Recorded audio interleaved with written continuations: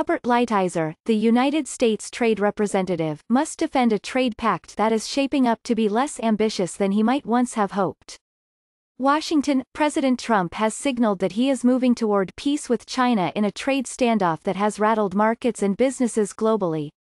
But as he backs off his threat to impose higher tariffs, the president's relationship with his own trade negotiator is now showing signs of strain.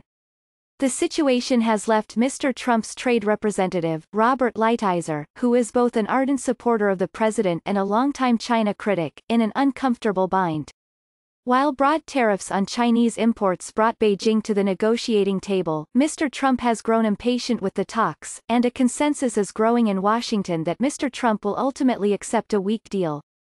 And despite the lack of a transformative arrangement he once promised, the president has begun dangling the idea of a signing summit with President Xi Jinping of China at Mar-a-Lago, Mr. Trump's Florida resort. As a result, the president is undermining Mr. Lighthizer as he tries to pressure China to make big concessions. Trump is certainly doing his negotiating team no favors by undercutting them in public, said Eswar Prasad, a trade expert and the former head of the China division of the International Monetary Fund. The president's actions, he said, weakens rather than fortifies Lighthizer's leverage. On Wednesday, Mr. Lighthizer will testify before House lawmakers, where he will have to credibly defend a pact that is shaping up to be less ambitious than he might have hoped. Mr. Lighthizer has publicly expressed solidarity with the president's goals, and those who know him say he remains loyal to Mr. Trump. In private, however, he has been frustrated by the president's superficial understanding of the trading relationship with China and his tendency to jump unpredictably into the fray, friends and contacts say. American and Chinese negotiators have wrestled over trade terms in rounds of talks over the past year, including in Washington last week. Chinese negotiators have largely repackaged old promises about opening their markets to foreign companies and offered large purchases of American products that are designed to impress a president who is focused on reducing the bilateral trade deficit. The Chinese have so far declined to make the concrete commitments to reform their economy that the administration has demanded, including ending China's practice of subsidizing companies, engaging in cyber theft and forcing American companies to hand over intellectual property to Chinese partners in order to do business there.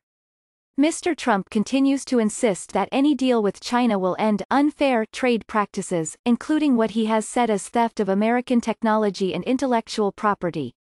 And negotiators are trying to insert an enforcement mechanism into any deal that would require China to return to the bargaining table if it fails to make these structural changes, a person familiar with the talks said. But the hardened position that prompted Mr. Trump's unprecedented imposition of sweeping tariffs on Chinese goods appears to be weakening, giving Beijing more room to maneuver and undermining Mr. Lighthizer's goal. On Sunday, citing substantial progress in trade talks, Mr. Trump backed off his March 1 deadline to impose higher tariffs on $200 billion worth of Chinese goods. That date had been described by Mr. Lighthizer in December as a hard deadline and was viewed as critical to getting Beijing to agree to significant changes since its economy, already hurting from tariffs, would suffer more from higher levies. Last week, Mr. Trump contradicted Mr. Lighthizer by lumping the fate of Huawei, the Chinese telecom giant facing criminal charges, in with the trade talks. Mr. Lighthizer had insisted that Huawei was entirely a criminal justice matter and that it had nothing to do with anything I'm working on, but on Friday, when asked whether criminal charges against Huawei could be dropped as part of an agreement, Mr. Trump said, "We'll be talking to the U.S. attorneys. We'll be talking to the Attorney General. We'll be making that decision." His intervention has now ratcheted up the pressure on both sets of negotiators to find a path to an agreement in the coming weeks, even if the result should be a narrow and short-lived agreement, Mr. Prasad said. The differences between the two men mounted on Friday, as they shared a remarkable exchange in front of the press and the Chinese delegation over whether to call the current trade agreement a Memorandum of Understanding, or MOU, as Mr. Lighthizer had been doing. "I don't like MOUs because they don't mean anything," Mr. Trump told Mr. Lighthizer. "I think you're better off just going into a document. I was never a fan of an MOU." Mr. Lighthizer interjected to explain that, in trade negotiations, an MOU is a typical term for a detailed contract between two parties. "It's just called a Memorandum of Understanding," he said. That's a legal term, Mr. Trump, seemingly unhappy with being contradicted, cut back in. By the way, I disagree, the president said. I think that a memorandum of understanding is not a contract to the extent that we want. To me, the final contract is really the thing, Bob, and I think you mean that, too, is really the thing that means something, the president added. Mr. Lighthizer quickly reversed course. From now on, we're not using the word memorandum of understanding anymore, he told Mr. Trump and his Chinese counterparts. We'll have the same document. It's going to be called a trade agreement. We're never going to use MOU again.